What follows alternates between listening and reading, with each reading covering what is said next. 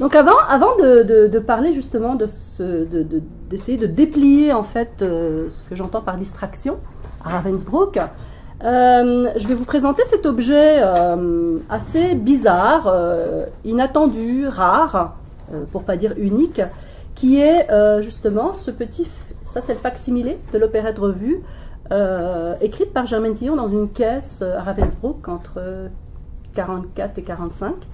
Et donc, l'original est déposé au musée de la Résistance et de la Déportation à Besançon. Et il est publié ici aux éditions de la Martinière.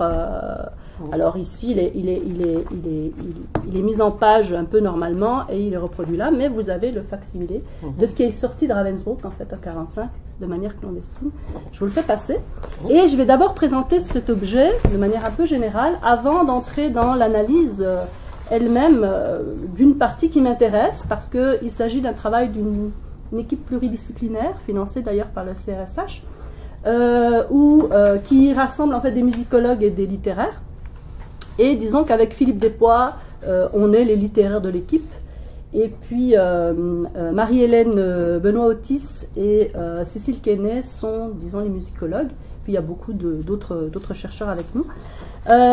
Alors pour parler plus rapidement de ce sujet, je vais aussi faire circuler l'ouvrage Ravensbrück de Germaine Tillon. En fait, c'est la 3e version. Elle a sorti un premier texte d'histoire, en fait, donc un ouvrage historiographique sur qu'est-ce que c'était que Ravensbrück, en 1946, très vite, en fait. Et ensuite, elle publie à la fin, je pense en 1972, à la suite d'allégations négationnistes pour dire qu'il n'y avait pas de chambre à gaz à Ravensbrück, un 2e ouvrage. Et elle publie une 3e fois en fait Ravensbrück, vraiment substantiellement encore documenté, en 88. Donc là c'est l'édition de 88, et dedans au début on a les introductions à la première version et la 2e version de cet ouvrage historiographique. Alors déjà là j'ai perdu du temps, je me dépêche. Alors les laboratoires de l'horreur et de la mort industrielle que furent les camps ont paradoxalement été aussi des lieux de création. Création dans des conditions extrêmes, presque toutes clandestines, et souvent le fait de simples amateurs pour qui elles constituaient une ultime planche de liberté ou de résistance. Ce fut le cas dans le camp pour femmes de Ravensbrück avec le Verfügbar aux Enfers, pièce faite de dialogues parlés, de passages déclamés et d'airs chantés surtout en chœur, écrite fin 1944 par l'ethnologue Germaine Tillon, qui est décédée en 2008, avec l'aide de ses compagnes résistantes déportées. Document de survie collective, cette opérette revue sans partition, qui détourne avec un humour grinçant un répertoire varié d'airs s'étendant du chant grivois aux chansons à succès et de l'opéra à la publicité radiophonique, éclaire de manière exemplaire les relations possibles entre mémoire musicale, création et résistance dans les camps. Ce qu'on peut dire sur le Verfügbar aux Enfers, c'est que il n'a pas été écrit pour être représenté. C'est un travail d'écriture-performance collective composé par des détenues françaises donc du camp de Ravensbrück sous la direction de Germaine Tillon. Cette opérette revue est au moment de son écriture uniquement conçue pour être lue, dite, chantée, murmurée de façon parcellaire et dans le plus grand secret, car il est alors impensable d'interpréter texte et musique dans leur intégralité et a fortiori de les mettre en scène à l'intérieur du camp. Tillon et ses camarades n'ont pu que lire et chanter des extraits de la pièce et faire circuler le manuscrit en cachette pour élargir le cercle des lectrices, qui deviennent aussi des auteurs puisqu'elles suggèrent aussi d'ajouter telle ou telle parole, tel ou tel morceau de texte et tel ou tel air. Seuls les proches de Tillon et quelques autres prisonnières françaises ont donc pu profiter des vertus de ce texte tordant, pour reprendre le terme de Tillon, également destiné à être conservé en tant que témoignage d'expérience des détenus. Verfügbar de Ravensbrück. Lorsqu'elle est libérée par la Croix-Rouge suédoise avec plusieurs centaines de détenus le 23 avril 1945, Tillon fait sortir clandestinement donc le manuscrit avec d'autres documents contenant des informations de premier ordre sur le fonctionnement du camp, dont notamment des clichés photographiques qui représentent en fait des opérations qui avaient été faites sur, on appelait ça des opérations des petits lapins, c'était des opérations qui étaient faites sur les jambes de détenues polonaises notamment. Donc elles ont réussi aussi à faire sortir des photos. Mais ce n'est que bien des années après que le Verfügbar aux Enfers sort réellement de l'ombre. Tillon en cite d'abord des extraits dans son 3e Ravensbrück en 1988, et publie finalement comme un opus, et il est publié finalement comme un opus à part entière en 2005. Cette publication marque les débuts de la seconde vie de l'opérette revue. Rendu accessible, son texte devient à cette occasion une source et un objet d'étude pour les chercheurs, mais aussi et surtout une œuvre destinée à la scène. En effet, depuis sa publication, le texte de Tillon a déjà suscité une quinzaine de productions, en France et plus récemment à l'étranger. Cet engouement n'a rien d'étonnant, car même si les auteurs n'ont pas songé à le porter sur scène au moment où elles l'ont conçu, elles ne le pouvaient pas, le texte est bel et bien une œuvre théâtrale. Donc, le monde du spectacle s'en est emparé pour le mettre en scène de manière parfois extrêmement diversifiée. Le Faire Fouque-Barre aux Enfers, revu en forme d'opérette, Germaine Tillon l'appelle opérette revue, vous allez voir son importance, l'importance de la dénomination, met en scène la conférence d'un naturaliste qui décrit l'espèce particulière des déportés, nommée Faire Fouque-Barre. Faire Fouque-Barre veut dire en allemand disponible, hein. Donc c'est des prisonnières qui refusent l'affectation à un commandant de travail et demeurent disponibles pour des corvées restantes dans le camp. Souvent, ce sont les corvées les plus dures. Et face à ce personnage de bonimenteur de la revue, les prisonnières forment un chœur qui chante en parodiant des airs dont elles détournent ironiquement les paroles, la vérité de leur état désespéré. Tout en visant à faire rire et à participer le groupe de ses compagnes, le document écrit par Tillon brosse un témoignage précis de la vie du camp et de celle des Faire Fouque-Barre en particulier, recueillant les chants réinventés pour la revue. Le manuscrit apparaît en même temps comme le résultat d'une activité de remémoration et d'invention individuelle et collective. L'expérience d'ethnologue de Tillon, qui, dans la seconde moitié des années 30, avait séjourné chez les Berbères de Lorès, en Algérie, a sans doute été décisive dans la collecte autour d'elle des chansons et des thèmes utilisés. Produit de circonstances exceptionnelles, le Faire Fouque-Barre aux Enfers constitue l'unique essai scénique connu de Germaine Tillon, qui, travaillant alors à sa thèse en ethnologie, ne se vouait aucunement à une carrière artistique. Il est d'autant plus frappant d'en constater justement la valeur littéraire, son profond ancrage dans la tradition comique, de même que l'appel à des procédés explorés, par ailleurs au théâtre et au cabaret dans les années 1920-1940. Le théoricien de la littérature Peter Sonzi, ancien interné de Bergen-Belsen, a été le premier à étudier dans l'après-guerre les solutions expérimentées entre autres par Pirandello, Piscator, Brecht ou Wilder, en réponse à la crise du drame moderne et à en souligner les plus marquantes, notamment introduction d'un meneur de jeu, revue politique, théâtre épique, montage, jeu de la temporalité ou de la remémoration, etc. Ici, la plupart de ces éléments dramaturgiques peuvent se retrouver dans le Faire Fouque-Barre aux Enfers, et c'est clairement la dimension revue qui prime et fixe d'abord le genre adopté avec son bonimenteur, ses numéros de chant parodiques caractéristiques. La pièce en train de se faire par les personnages qui la composent y est aussi toujours autodésignée sur le terme de revue.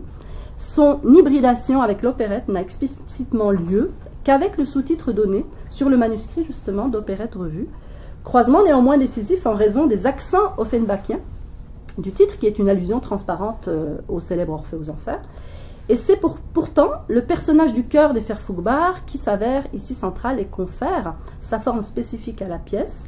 Seule la fonction du chant collectif, qui est le sien, et de son mode de composition, éclaire la façon dont nous pouvons aujourd'hui le recevoir. Donc l'aspect collectif est fondamental, même si les personnages, de temps en temps aussi, chantent tout seuls. Privé de sources musicales écrites ou enregistrées, Tillon s'est en effet appuyé sur la mémoire orale de ses codétenus pour mobiliser des rythmes poétiques connus de toutes et collecter des répertoires caractéristiques de leur expérience. Mais alors que l'opérette revue tient nettement de la revue de cabaret, j'en parlerai après, conçue pour être en grande partie chantée, il n'y est jamais fait mention de notation musicale, pas plus que d'accompagnement instrumental, à l'exception des écuelles et boîtes de conserve à disposition tenant lieu de percussions et d'autres bruits. Il est vrai que c'est le chant, plus que la musique instrumentale, qui est dans les camps, ça c'est reconnu aussi, à véhiculer les désespoirs et espoirs quotidiens, et même dans l'écoute intérieure provoquée par sa lecture. Le Faire Fouque-Barre aux Enfers incarne cette réalité d'un chant de survie non professionnelle dont le mode particulier de résistance reste à explorer. Si on a le temps tout à l'heure, je vous donnerai des exemples de comment dans l'équipe il y a des chanteuses qui ont fait un peu de recherche-création, qui ont essayé aussi de donner une autre manière d'interpréter justement les chants qui sont dans ce texte-là. Donc là, j'ai vraiment essayé de synthétiser pour vous présenter l'objet de manière un peu extérieure Et je me suis appuyée sur les travaux des chercheurs avec lesquels je travaille, notamment Philippe Despois et Cécile Quesnay. Et là, en fait, je propose une lecture de cette opérette revue sous la forme, finalement, d'être comprise comme une manière de se distraire. Alors, l'opérette revue, le Verfügbar aux Enfers, est la scène même de la mise en jeu de la distance.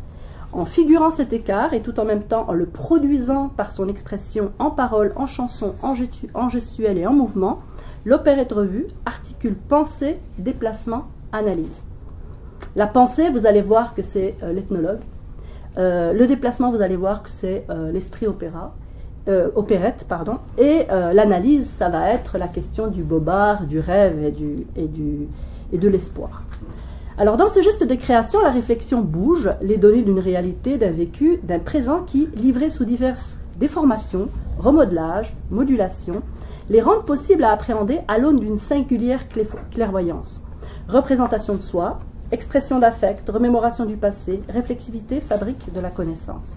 Ces tableaux, les histoires qu'ils contiennent racontées, acceptées d'être écoutées en confondant rêve et réalité, ces paroles de chansons alternant le vrai, le faux, les équivoques, ces situations jouant sur l'apparent et le caché, ces sentiments exposés exprimant plaisir, douleur, tristesse, envie et indifférence, ces digressions aussi évoquant le mal, le bien, les ambivalences, s'immiscent dans la mécanique de la terreur comme résistance. Cette dimension performative du Verfügbar aux Enfers, qui fait de la pensée une action de résistance, est remarquable. L'opérette revue serait le théâtre même d'une entreprise de distanciation entre soi et les autres, entre soi et des territoires intérieurs et extérieurs, entre soi et les temporalités mêlant étroitement, dans une multitude de va-et-vient spatio-temporels, souvenirs et fabulations, descriptions factuelles et rires, défaillance et espoir. Démarche d'un détachement personnel et collectif dans un cadre d'aliénation extrême, l'opérette revue entreprend une séparation individuelle et groupale d'avec les contingences et la nécessité. Le Verfügbar aux Enfers serait le théâtre d'une distraction paradoxale. Cet objet présente plusieurs strates de lecture. Une lecture au seuil, comme archive historique issue de l'expérience concentrationnaire. Une lecture au premier degré, comme un texte qui met en scène le camp et l'explique. Une lecture au deuxième degré, comme un texte ironique et humoristique qui détourne ce qu'il expose et retourne ce qu'il explique. Ces trois lectures peuvent contribuer à considérer ce texte comme un artefact ramené du camp, un témoignage sur ce qui s'est passé, un document ayant été créé pour pouvoir passer au travers de l'épreuve elle-même. Ce dernier niveau d'appréhension du document revêtirait quant à lui une fonction multiple. L'opérette revue créée pour résister à l'anéantissement, à l'écrasement en recourant au rire. L'opérette revue comme objet de ralliement, action collective, contributive, distributive, partagée, servant à fabriquer une forme, donner un nom, une désignation, une description composante de la vie du camp pour mieux en déconstruire l'implacable et terrifiante mécanique. L'opérette revue comme outil de distanciation de l'épreuve en pleine épreuve. L'opérette revue comme épreuve, donc production, déformation avec des moyens littéraires, musicaux, artistiques de l'épreuve concentrationnaire. L'opérette revue comme moyen de se distraire de l'horreur et de la douleur. Alors, c'est une distraction, et le terme distraction peut être compris comme, je prendrai juste un dictionnaire historique de la langue française de Ray, comme manque d'attention, délassement, par métonymie, il se réfère à une occupation qui détend. Distraire, c'est détourner l'esprit de quelqu'un de l'objet auquel il s'applique, c'est avant cette acception, donc, se détourner d'une chose pénible. Distraire, c'est donc provoquer diversion ou plaisir. Alors, je vous parle d'abord de la distraction de l'ethnologue, qui se fait par la pensée. Le Verfügbar aux Enfers est un double objet de distraction. Il sert à distraire les déportés de leur quotidien extrêmement pénible et sert à distraire l'attention des autorités du camp, puisque l'opérette revue est une couverture pour consigner une pléthore d'informations sur le fonctionnement concentrationnaire. Il y a aussi le terrain strictement textuel sur lequel peut être observée une ethnographie au travail. Le Verfügbar aux Enfers est la scène sur laquelle se joue une écriture ethnographique du camp. Et il y a un bénéfice moral à agir en se distrayant de la réalité, une entraide possible, salvatrice à s'en distancier pour mieux l'appréhender et la comprendre. La fuite dans le déni n'est pas la distraction, car la distraction permet l'écart, sa propre mise à l'écart. En effet, distraire, c'est aussi séparer, détacher d'un tout, dans un sens étymologique ancien. La distraction est aussi ce mouvement intellectuel, cette action de l'ethnologue qui s'autorise à sortir du camp, à sortir de sa violente aliénation physique et psychique, en investissant l'idée du camp, en recourant avec méthode et réflexion au recensement systématique de toutes les informations possibles, de tous les domaines possibles, en estimant que toutes ces données prises du réel font sens et encore mieux font système. Camille Lacoste du Jardin, en relisant le premier Ravensbrück paru en 1946, décrit ainsi Tillon dans sa rigueur de travail, importer et préserver des Aurès au camp. Je cite Camille Lacoste du Jardin, mise en œuvre de la méthode de l'ethnologie française développée par Mauss, qualité d'observation et d'écoute, attention permanente depuis l'intérieur du groupe social jusqu'à son environnement inclus, garante d'une analyse fidèle. Lacoste du Jardin relève, chez Tillon, un attachement au travail qui s'étend de sa propre stimulation intellectuelle au partage du savoir constitué. La collecte, l'élaboration, la transmission des éléments de compréhension de l'univers de détention lui ont permis, selon Lacoste du Jardin, d'aguerrir des qualités profitables à elle-même et autant à ses camarades. Le métier d'ethnologue a distrait Germaine Tillon des vicissitudes du quotidien du camp et il en est même venu, par sa pratique, à inverser, certes théoriquement et symboliquement, une situation, je cite, de surveiller, elle se fait surveillante, de victime soumise, elle devient active observatrice, elle se cuirasse et s'arme dans l'effort de vigilante attention et d'un recul propice à l'analyse, ici, à distance salutaire des bourreaux. De chasser, elle devient chasseresse, ainsi qu'elle-même nomme cette forme de chasse, d'information et de collecte des faits. Ce besoin de connaissance, par déformation professionnelle, pourrait-on dire, Tillon l'impose aussi, parfois autour d'elle, le transformant en injonction. Et souvent, dans Ravensbrück, il y a un chapitre d'ailleurs qui s'appelle « Le devoir de savoir ». Et pour elle, effectivement, c'est une injonction, c'est une obligation que de chercher à savoir. Pourtant, dans le camp, beaucoup, à un moment donné, se carapacent pour ne pas savoir. S'il nous faut bien insister longuement sur ces caractéristiques de la distraction préférée de Tillon, l'observation de son milieu, c'est pour relever le paradoxe de l'ethnologue en situation extrême. Rare, exceptionnelle est la situation de Germaine Tillon, car, je cite Francis Effergan, l'irreprésentabilité de la violence est un problème ethnologique. Et comme le souligne justement Effergan, je le cite, habituellement une ethnologie descriptive et observationnelle de la violence se pose dans les limites même de son énonciation. L'ethnologue ne peut ni y assister, ni se la représenter telle qu'elle. Elle exclurait donc l'observateur de son champ. Ou bien, il est à même de la décrire, auquel cas il décrit une fiction relatée, imaginée ou controuvée. Ou bien, la violence comme objet existe bien, mais elle en expulse toute tentative d'en rendre compte. Serait-elle alors rétive au langage de la représentation, le seul pratiqué par les humains, ou bien est-elle en tant que telle inobservable? Une ethnologie de la violence, poursuit Effergan, soucieuse de rendre compte de son objet, trouverait là ses limites. Tout se passe comme s'il n'existait pas de préconisation épistémologique spécifique de l'objet violence. L'ethnologue est donc pris entre l'évidence de la parole, à savoir le témoignage, et l'interdit de la description crue. La détermination des critères de la juste distance à l'objet manque, et j'ai fini de citer Effergan. Il est remarquable que ces impossibilités et questionnements ne correspondent en rien à ce qui s'est passé sur le terrain, certes tragiquement inédit, étudié par Germaine Tillon. Le langage de la représentation et la présence de l'observation ont permis de produire de la signification, de donner du sens à la violence, ce qui a été salvateur pour les détenus. Distraction d'une violence quotidienne, et là je cite Effergan, affectée du coefficient monstrueux de l'anéantissement, je ferme les guillemets, l'écriture du Verfügbar est un riche agencement de contributions communes correspondant à une minutieuse observation des faits, un véritable moment ethnographique où le dialogue et la réflexivité nourrissent la compréhension des phénomènes et de la situation observée, une opération de mise à distance de la terreur au profit de la pensée. Vraiment, je vous invite à lire ce petit document, il contient tout ça. Le naturaliste, commençant tantôt par une majuscule, tantôt par une minuscule, est dépassé dans son rôle d'observateur par la place de plus en plus grande que prend son objet d'étude, qui parlera individuellement et collectivement de lui-même et pour lui-même. Mais le choix de sa figure reconduit par son nom même une fonction où, littéralement, se fait du naturalisme, c'est-à-dire une histoire biologique, sociale, psychologique de l'espèce Verfügbar. Il montre à quel point l'ethnologue Germaine Tillon, par ironie, décide de faire grincer l'esprit scientiste d'une époque à travers des discours contemporains où la question de la race est centrale.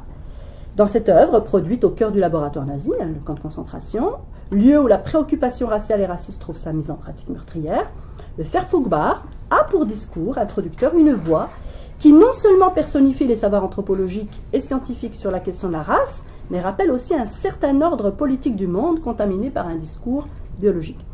Apparaissant comme animal,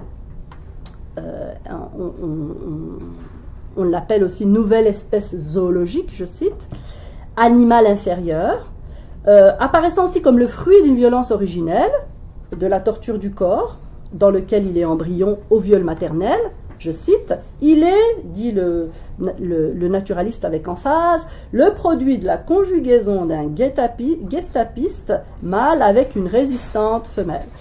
Le Verfügbar s'avère donc à la fois nature, état, fonction, condition.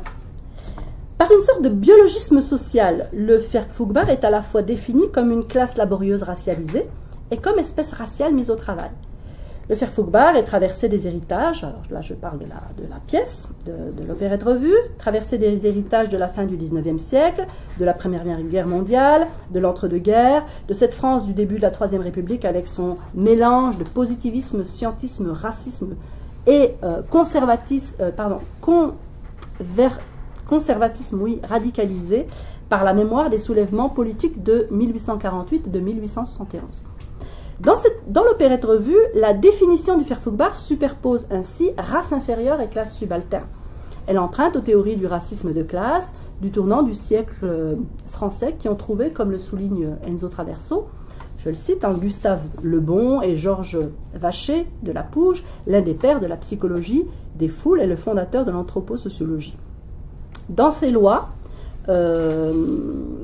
psychologiques de l'évolution des peuples, 1894, Le Bon procédait à une classification psychologique des races humaines dont il indiquait pour chacune la constitution mentale avec ses traits physiques et anatomiques.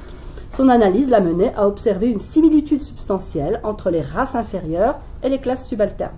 Ces dernières représentaient les sauvages du monde civilisé, qu'elles menaçaient de l'intérieur comme une sorte de survivance barbare.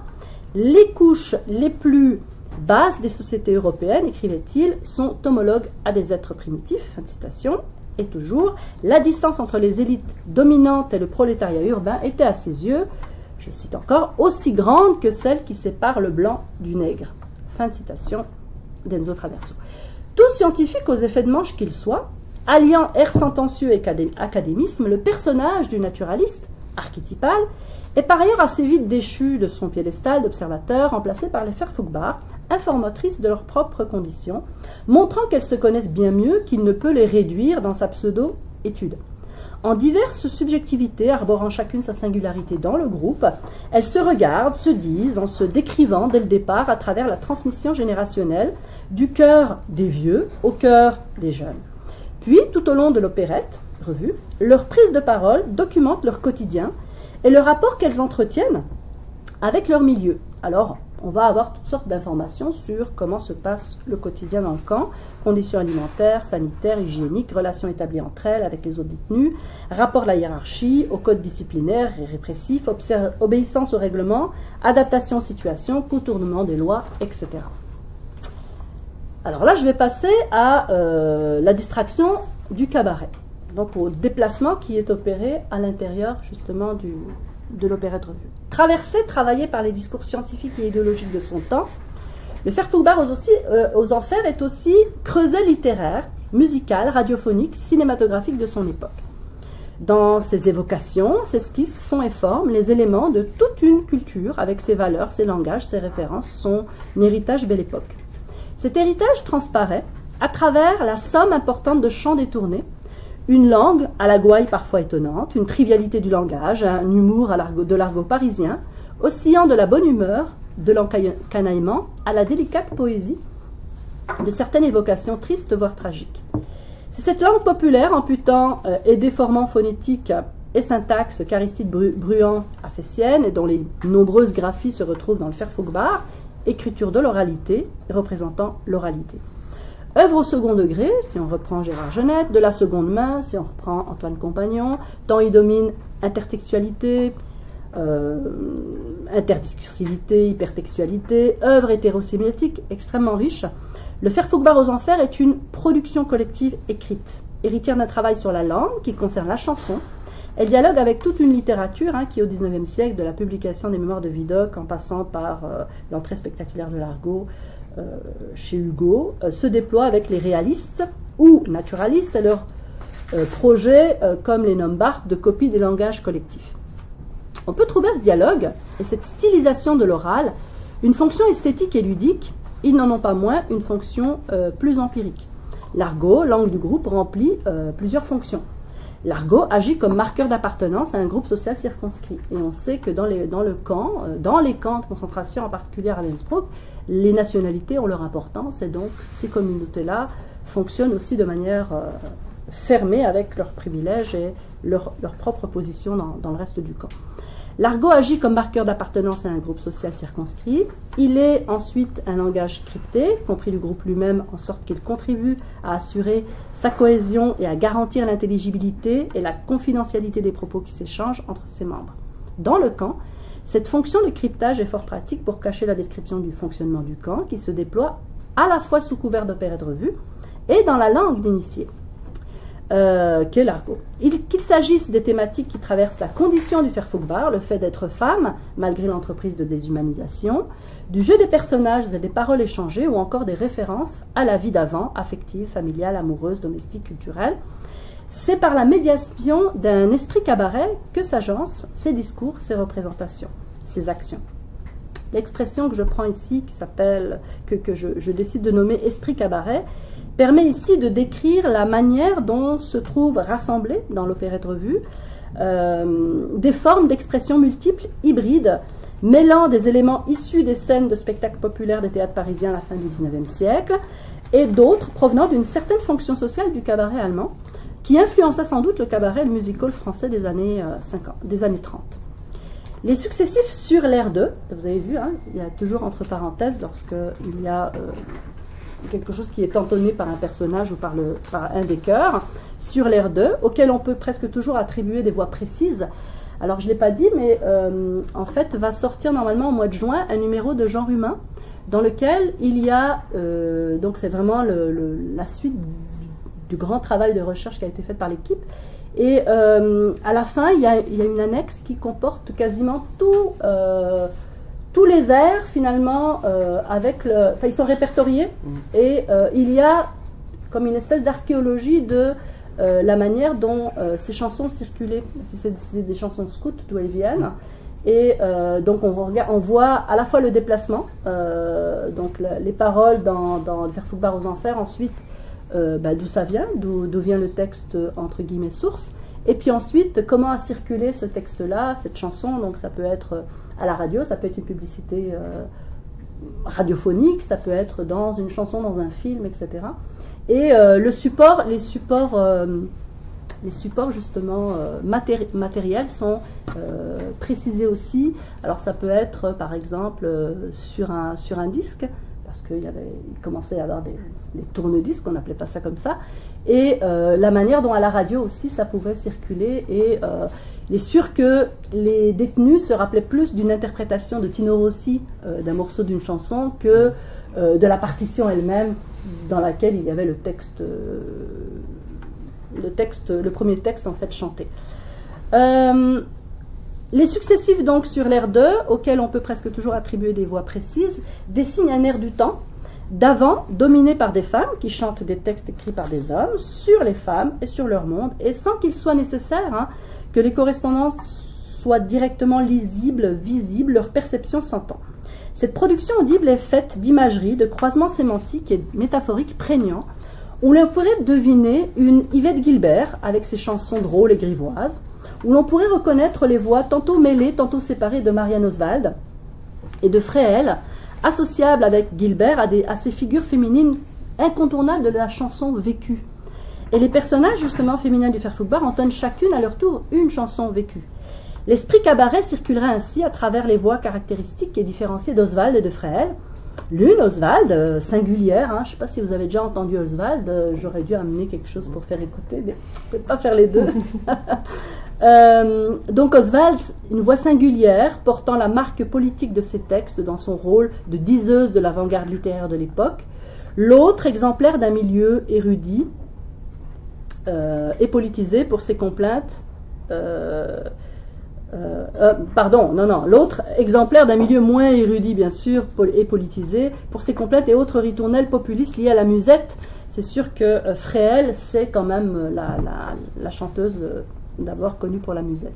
Et à travers des voix des Verfügbar qui chantent leur malheur et leur nostalgie avec ironie, dérision, cynisme, retournant parfois leur position de victime du sadisme qui leur est infligé en action sur leur propre douleur, comme pour rire d'un certain masochisme, peuvent s'entendre, intonation et compréhension, dans un écart de style et d'intensité qui dirait toute la palette des possibles émotions ressenties dans le camp, tour à tour, l'encens foutant. Alors, En m'en foutant, c'est une chanson de 1932 de Maria Oswald, qui entre en écho avec le ballet échevelé, c'est comme ça s'appelle, ballet échevelé, et l'on s'en fout d'attraper des torgnoles, et l'on s'en fout si on rigole un peu. La môme caoutchouc aussi, 1932 de Fréhel, qui rappelle étonnamment justement ce personnage de sympathie qu'on a à la fin dans l'excipit du Verfügbar aux enfers, indifférente à tout, sans qu'on puisse dater l'origine de cette absence de réaction, sur le corps de laquelle se pratique une gymnastique spectaculaire de coups, et à son exact envers, la môme catch-catch, 1938 de Fréhel, au courage et à la combativité exceptionnelle. Alors ça, si vous mettez sur YouTube la môme catch-catch, vous aurez Fréhel qui chante, et puis un Jean Gabin qui lui donne aussi le change.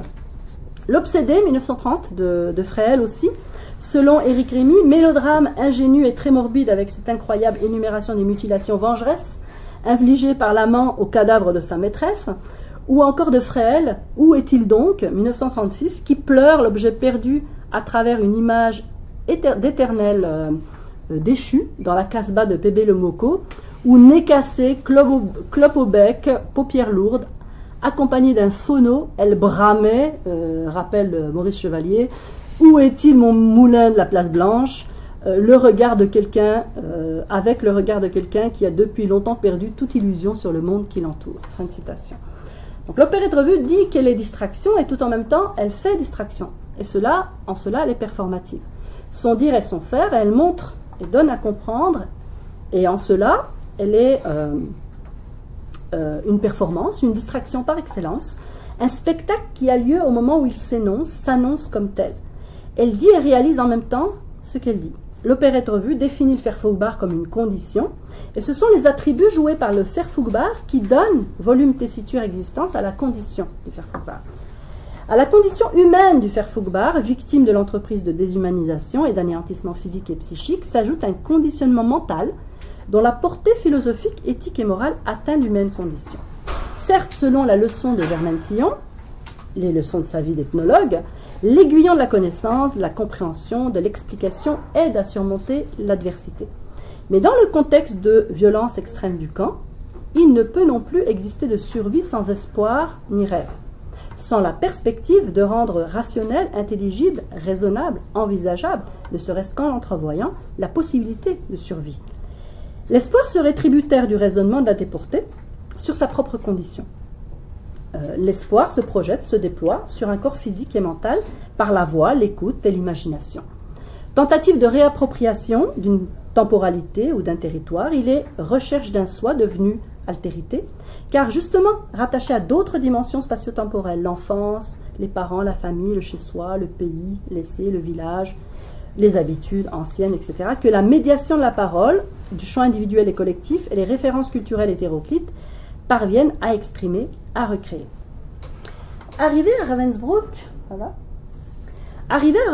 fin octobre 1943, Germaine Tillon décrit ainsi la transformation immédiate qui attendait les déportés de son convoi.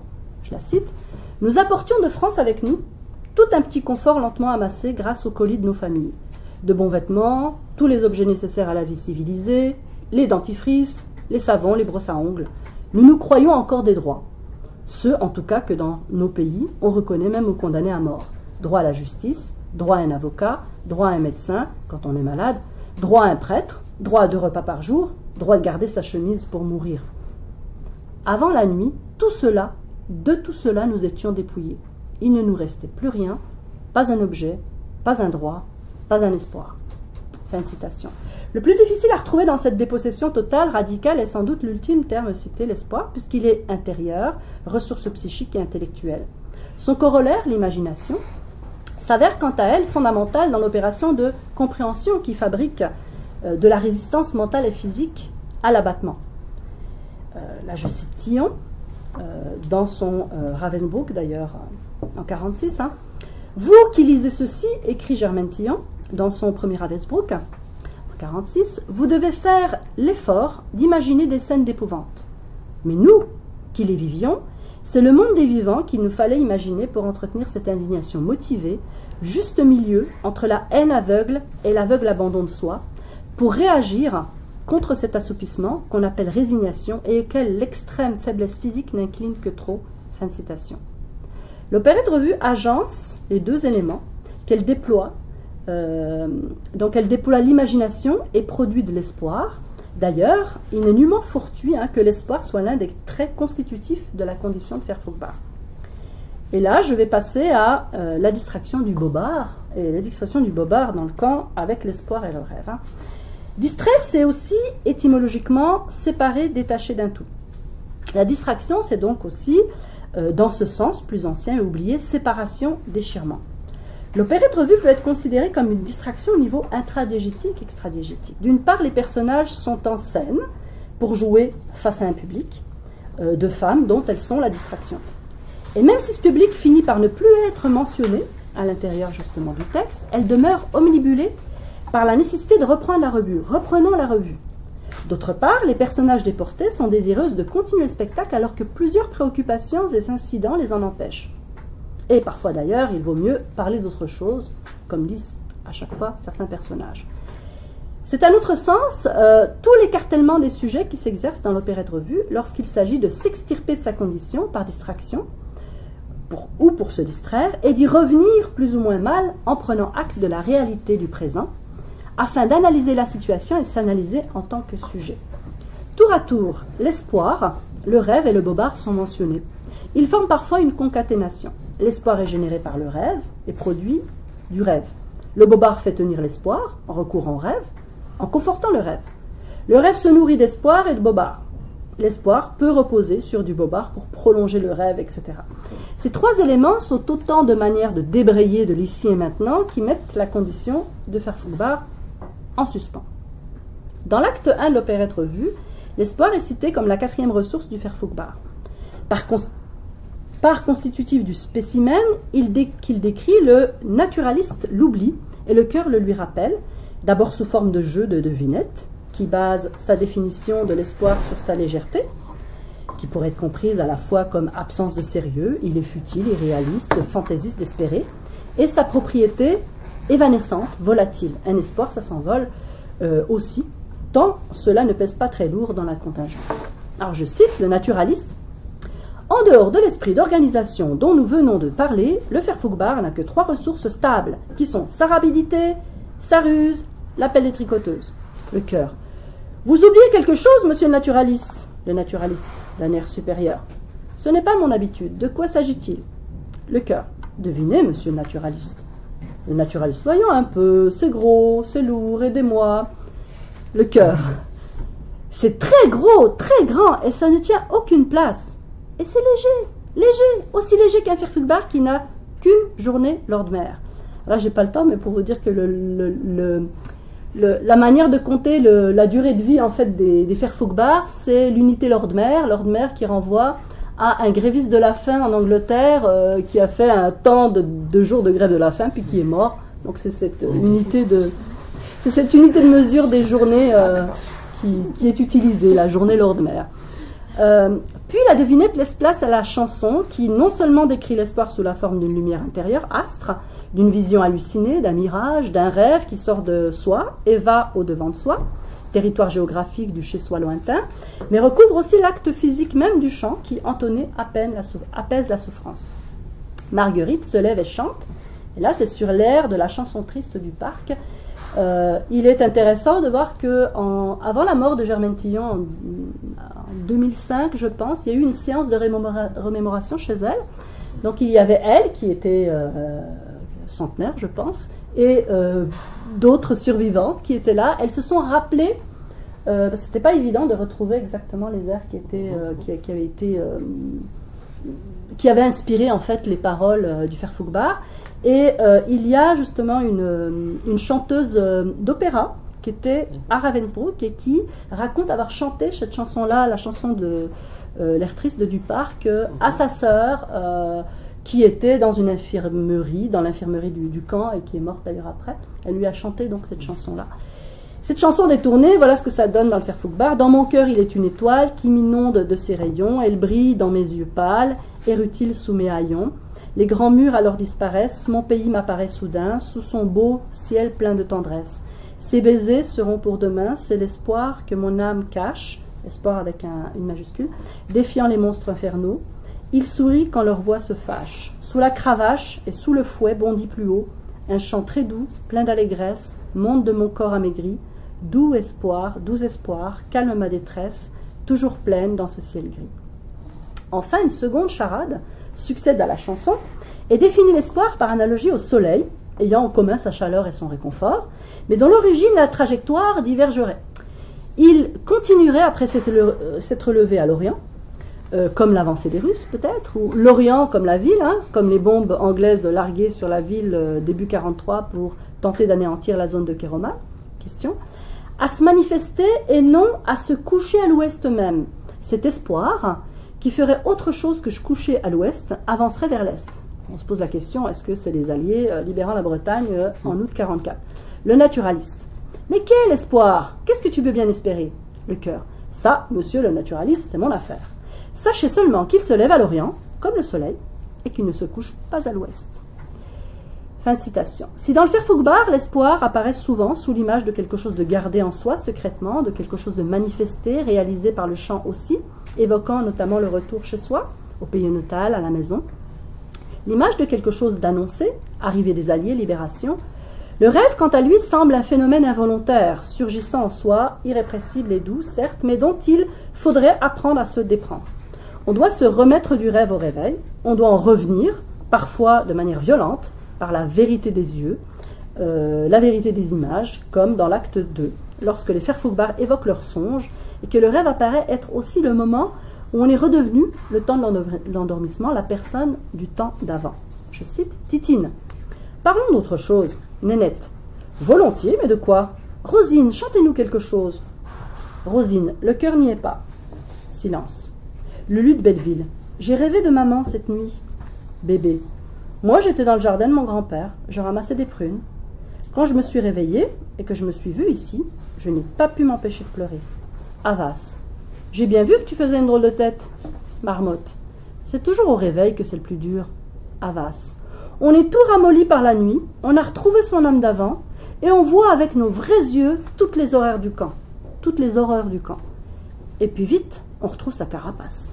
Lulu de Colmar. Il me faut toujours garder, il faut toujours la garder sous la main. Lulu de Belleville. Moi, je ne m'habituerai jamais. Dans ces deux passages en particulier de l'opérette revue, l'espoir, arme secrète, maintenue au fond de soi, et le rêve, sorte de faiblesse inhérente à soi, divergent dans leur fonctionnement, mais convergent dans la même évocation du chez-soi et de la pensée aux proches. L'espoir et le rêve finissent par se confondre dans l'excipit, lorsqu'au détour d'un récit, une blague ultime, blague dans la blague collective, alors Germaine Tillon appelle le Verfügbar aux enfers une blague collective.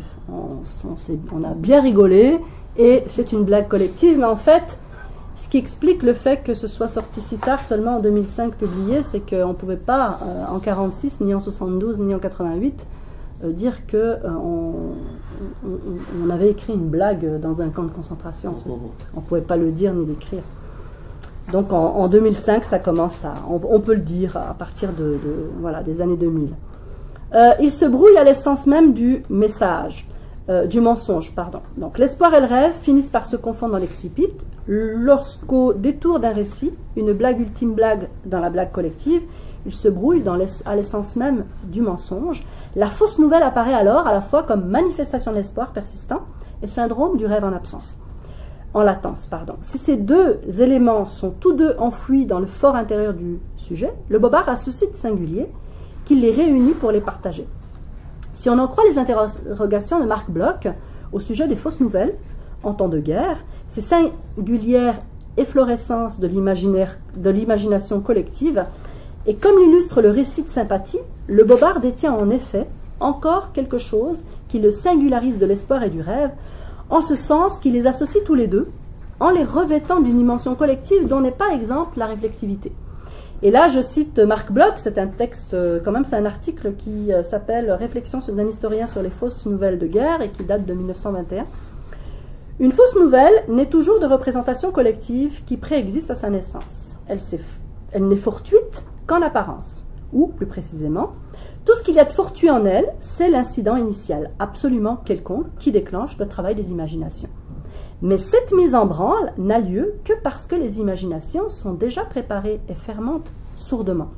Un événement, une mauvaise perception, par exemple, qui n'irait pas dans le sens où penchent déjà les esprits de tous, pourrait tout au plus former l'origine d'une erreur individuelle, mais non pas d'une fausse nouvelle populaire et largement répandue.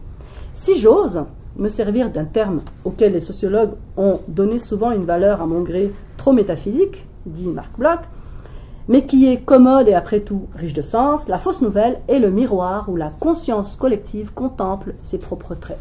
Fin de citation. Le bobard, comme fabrication imaginaire et discursive groupale et qui renseigne sur le groupe même, apparaît magistralement à la fin de l'opérette revue avec le récit de Sympathie, une figure de cachétique indifférente à tout que seul le bobard, justement, parvient à sortir de son état. Tous les soins, entre guillemets, dignes du camp de concentration et sa condition de faire fourbard lui sont prodigués sans la faire sortir de son indifférence ou lassitude extrême ou à peine. Avertissement, coup de bâton, travail forcé, coup de pied au derrière, coup de botte dans le crâne, attaque par le chien féroce démuselé, enfermement sans nourriture dans une cave, etc. Ce qui réveille Sympathie, ce ne sont pas les coups et la douleur, mais des mots. Je cite. « Alors on lui a fait le bobard, pas le gros, le petit. Le petit a dit, il faut lui faire le débarquement. On lui a fait le débarquement. Ça lui a rien fait. Elle en a tant vu, tu penses. Ça l'a même fait rigoler. Alors on lui a fait le bobard, pas le petit, le gros. Le gros a dit, il faut lui faire l'armistice. On lui a fait l'armistice. Ça lui a enlevé la fatigue, comme avait la main. Et normalement, il faut lire ça avec un accent marseillais. Hein. J'arrive pas à faire. Ouais. Ok, donc je vais finir avec ça. Je vais finir avec ça. C'est le plus gros des mensonges, celui qui serait encore plus difficile à croire, qui parvient à sortir de son indifférence. Donc Sympathie. Ce retour à la réalité par la lucidité de ce que dit le bobard illustre la violence infligée à la désespérée. Elle rit de l'improbable, mais lorsque les mots du mensonge encore plus gros, impossible, sont prononcés, elle en revient littéralement. Alors que les bobards, ça fait trop mal après, dit Lulu de Colmar, le fin mot sur la conséquence du bobard, une fois son effet passé, sur ceux qui véritablement veulent y croire, demeure un suspens, une rupture. Pour les vrais bobardiers, il n'y a pas d'après. En juin, on leur dit que Paris est libéré, ils sont contents.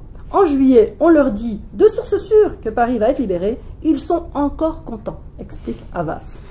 Alors là, je passerai sur le récit de Sympathie, parce que justement, il y a toute la question du mensonge et ensuite aussi de la solidarité. Et je vous lis quand même ma petite conclusion. Petite.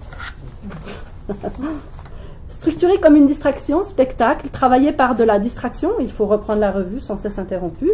Le faire fourbard aux enfers est double objet de distraction, cryptant les informations compilées sur le fonctionnement concentrationnaire et divertissant par sa composition les deux. Empruntant sa méthodologie d'observation à l'ethnologie, imprégnée du creuset culturel de son époque, littéraire, musical, radiophonique, cinématographique, l'opérette revue puise son imaginaire social, ses figures, ses discours dans un esprit cabaret. Traversée d'affects aux intensités diverses, de tensions, de mise en crise, de détournement, de désespérance et d'espérance, la parole des personnages fait écho à une atmosphère sociopolitique où le bobard règne. Distraction paradoxale, distraction qui porte en elle la contradiction du lieu où elle naît, rire du camp, et qu'elle moque en même temps, rire dans le camp, mise en scène qui déplace les données du camp pour mieux les analyser, le faire fourbard aux enfers donne sa part belle à l'acte de langage qui décrit autant qu'il opère. Dans le camp, parler, chanter, se remémorer est dérisoire. Et tout en même temps, parler, chanter, se remémorer sont les actions qui peuvent permettre de se distancier de son propre sort lorsque le dénuement physique, matériel, mental est radical. Recouvrer une richesse intérieure, celle de sa subjectivité, par la réflexivité, et une possible richesse extérieure, celle du lien aux autres, par la solidarité dans le groupe. Si l'opérette revue revêt sans doute des caractéristiques brechtiennes, c'est dans la manière dont ses effets sont produits sur le lecteur-spectateur que nous sommes aujourd'hui. La parodie, l'ironie, l'humour, le rythme irrégulier, des interventions et leur grande variété, les interruptions nombreuses, internes et externes à la diégèse, dans la trame des tableaux, sont autant d'éléments sur lesquels repose ce spectacle qui n'a jamais été joué dans le camp. Il pousse le lecteur-spectateur à ne jamais oublier le rapport au réel et l'historicisation troublante de ce qui est représenté. Sans omettre la dimension symbolique de l'opérette revue, c'est une monstration doublée d'un jeu de la réalité vivante de l'événement que le lecteur-spectateur affronte. Dans le Verfügbar aux Enfers se retrouvent les balises fondamentales que posait Brecht dans son bref essai de 1939 sur la poésie lyrique non rimée à rythme irrégulier. Rien de conventionnel, je cite, rien de conventionnel, lisse, huileux, mais plutôt des rythmes changeants, syncopés, gestuels, à la mesure des dissonances sociales et des luttes qui traversent les groupes humains, soit un fond tumultueux d'où émerge une parole qui se cherche pour mieux intervenir. Fin de citation. Je vous remercie, je suis désolée d'avoir été longue.